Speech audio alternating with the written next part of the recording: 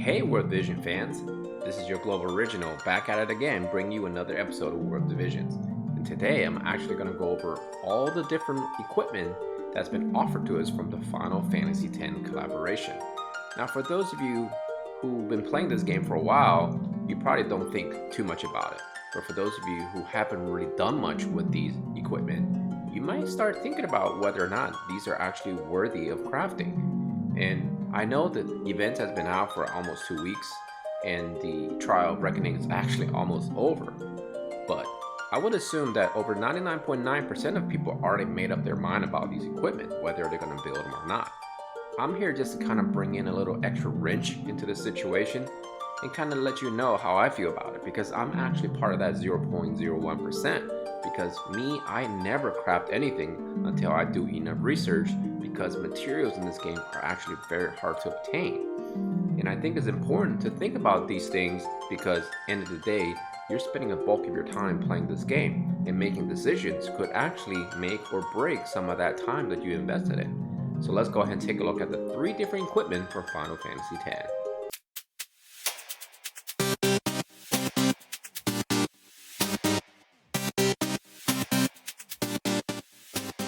Let's begin with the Magister Rod, which is the one that was first available for us to farm when the Final Fantasy X event first came out. Now let's take a look at this.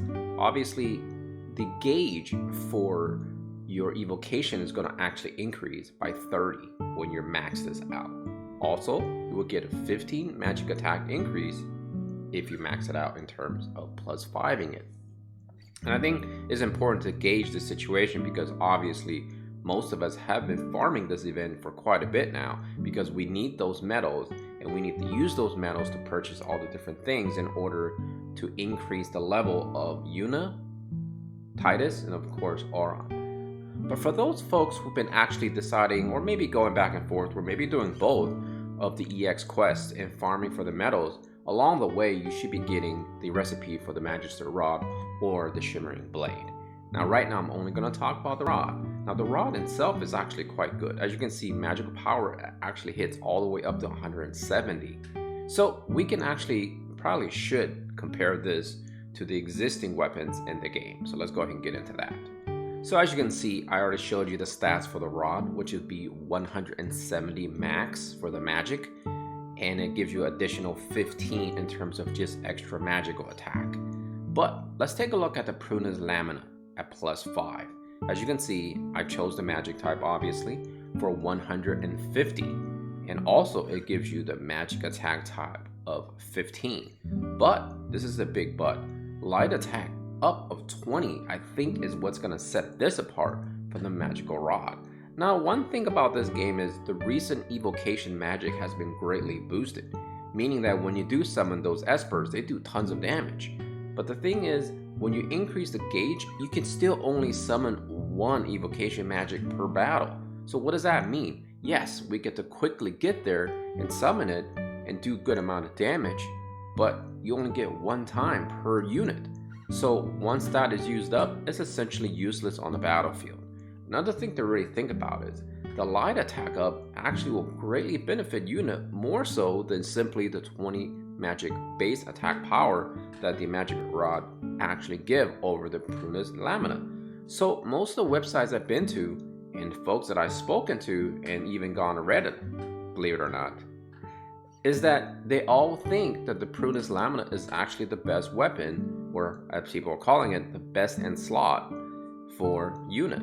So if you're thinking about building something specific, I would definitely go for the Prunus Lamina and build 2 copies. 1 for your Sakura and 1 for your Yuna. Although the Magister Rod is still really good, personally I would just farm the 63 recipes and then just kind of wait for later on. But I think the big caveat comes in is when you're a beginning player. Just bear in mind the game currently is offering these type of weapons at +5 for Visiors to be purchased. Although the Prunus Lamina is not readily available in the shop now, there's a huge chance that it will come back later on. So if you are a Yuna owner or a Sakura owner or both, you might contemplate about investing your Visiors and or your resources for 2 copies of Lamina instead of the Magister Rod. But if you're really hurting to get a weapon, and the Magister rod is available for you, you may want to actually spend your materials now because at least you have something to use. Now let's talk about the Shimmering blade.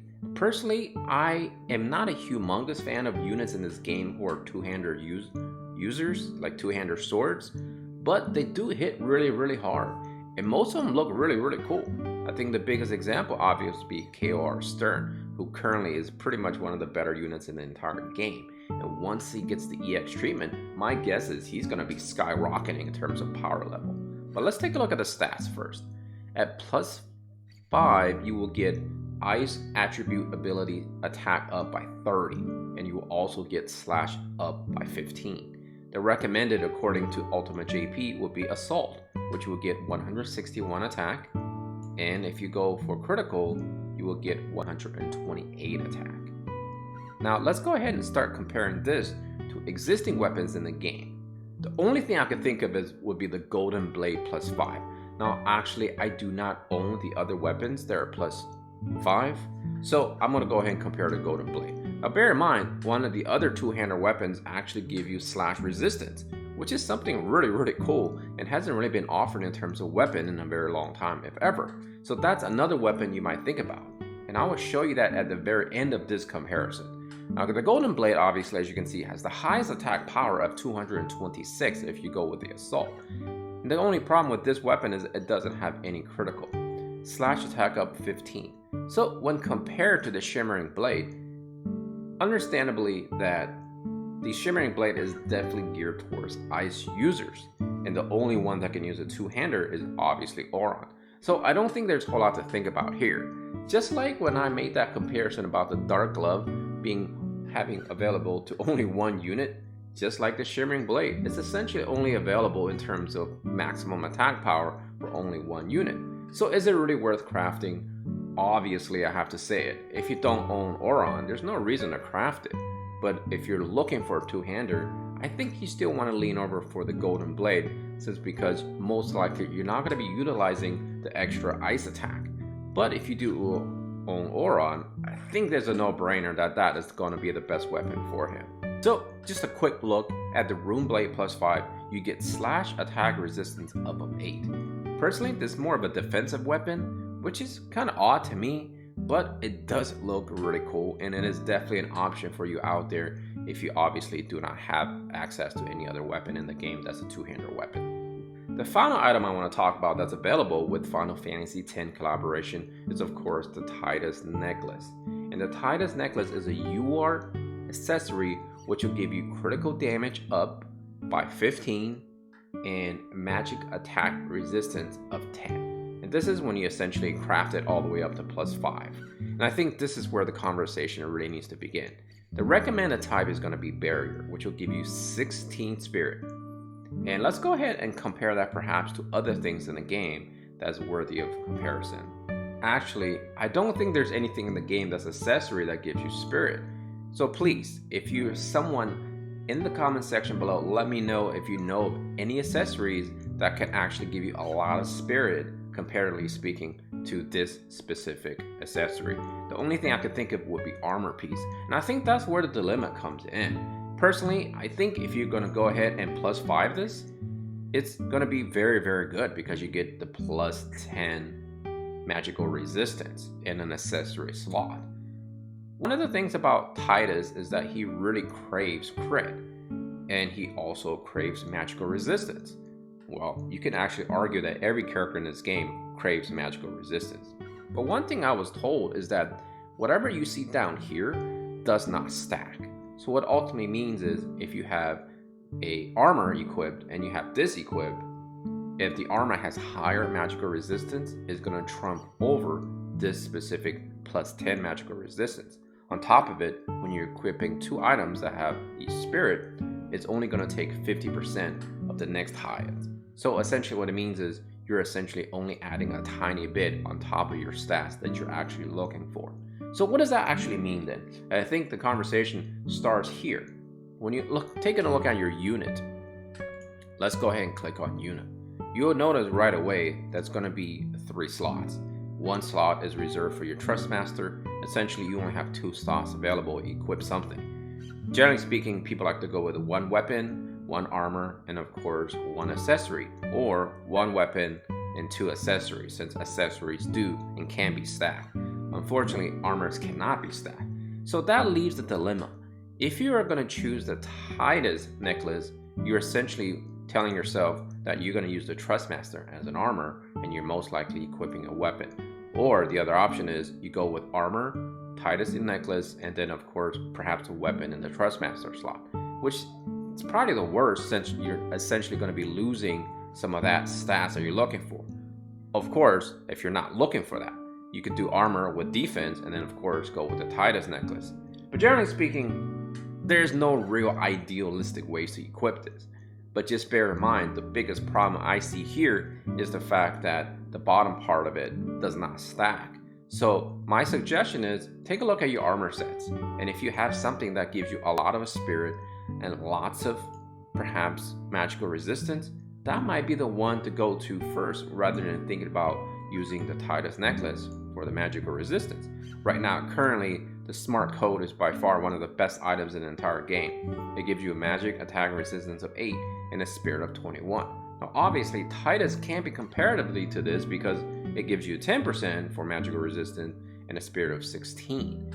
And I don't really know all the formulas of how spirit works and magical resistance work, but ultimately basically you want both, right? Spirit negates some of the magical damage, and magical resist directly takes a percentage of that attack from your enemy. So either way you look at it, you're looking at a 21 to 16 and an 8 to 10. And you have to kind of tell yourself, is it really worth farming for that specific necklace? And the answer is absolutely yes, of course it is. But the problem that comes is it truly worth the time to farm a +5? Because I know it takes an awful amount of time to do so.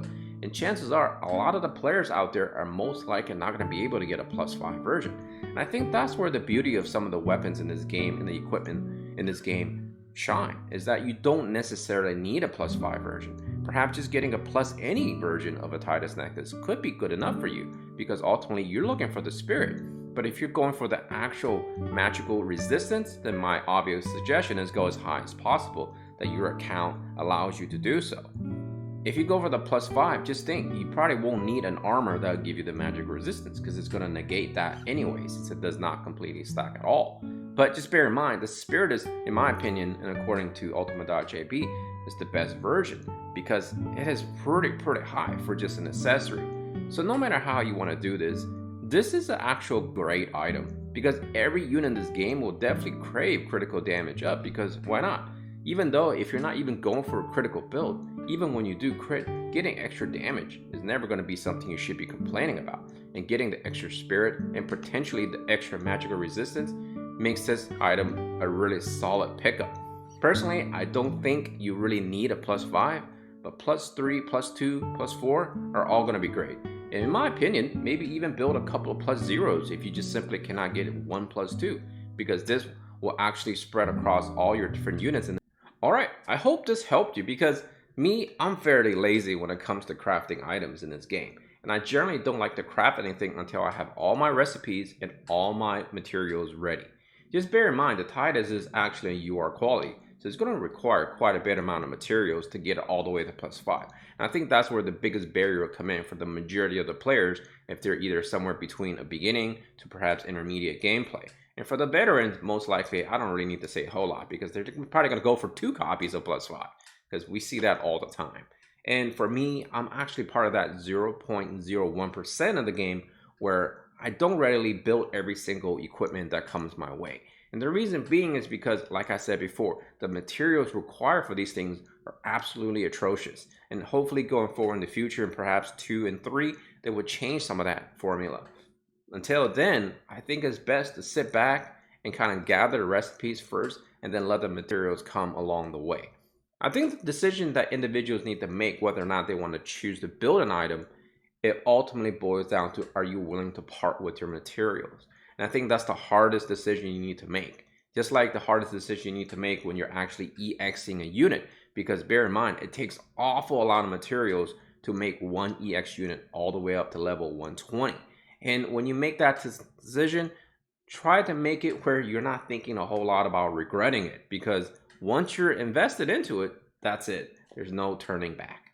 Alright, I hope you guys enjoyed this video. I want to thank you for your support for this channel, and I want to thank you for spending your quality time watching my content. Until next time, take care of yourself, all your loved ones. Nashtaters out of here. Take care.